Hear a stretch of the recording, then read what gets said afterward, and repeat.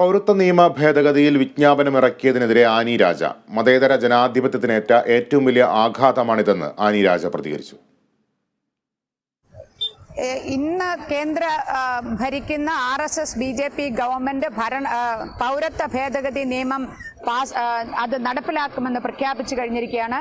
ഈ മതേതര ജനാധിപത്യ രാജ്യമായി ഇന്ത്യയുടെ പൗരത്വം എന്നുള്ളത് ഒരു മതത്തിന്റെ അടിസ്ഥാനത്തിൽ ആക്കുക എന്നത് ആ മതേതര ജനാധിപത്യത്തിന് ഏറ്റവും വലിയ ആഘാതമാണ്, ഏറ്റവും വലിയ വെല്ലുവിളിയാണ്.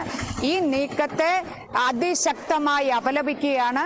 ഈ രാജ്യത്തെ മതന്യൂനപക്ഷങ്ങളെ, പ്രത്യേകിച്ച് മുസ്ലിം മതന്യൂനപക്ഷത്തെ ടാർഗറ്റ് ചെയ്തുകൊണ്ട് ഈ വരാൻ പോകുന്ന തെരഞ്ഞെടുപ്പിൽ ഒരു 10 വോട്ട് 2 സീറ്റ് നേടുന്നതിനുള്ള തന്ത്രമായി ഇതിനെ കണ്ടുകൊണ്ട് കൊണ്ടുവന്ന ഈ നടത്തിയ നീക്കത്തെ അപലപിക്കുന്നതോടൊപ്പം തന്നെ ഒരു സമവായമില്ലാത്ത ഒരു നിയമം അത് നടപ്പിലാക്കുന്നത് നിർത്തിവെക്കണം. അത് സമവായം ഉണ്ടാക്കിക്കൊണ്ട് അതോടൊപ്പം തന്നെ മതന്യൂനപക്ഷങ്ങളുടെ, അത് ക്രിസ്ത്യൻ മതന്യൂനപക്ഷമായാലും മുസ്ലിം മതന്യൂനപക്ഷമായാലും അവരുടെയൊക്കെ ആശങ്കകൾ അകറ്റിക്കൊണ്ട് വേണം ഇത് നടപ്പിലാക്കാൻ എന്നുള്ള കാര്യം വളരെ ശക്തമായി ഇടതുപക്ഷ ജനാധിപത്യ മുന്നണിയുടെ വയനാട്ടിലെ സ്ഥാനാർത്ഥി എന്ന നിലയിൽ ഞാൻ ആവശ്യപ്പെടുകയാണ്.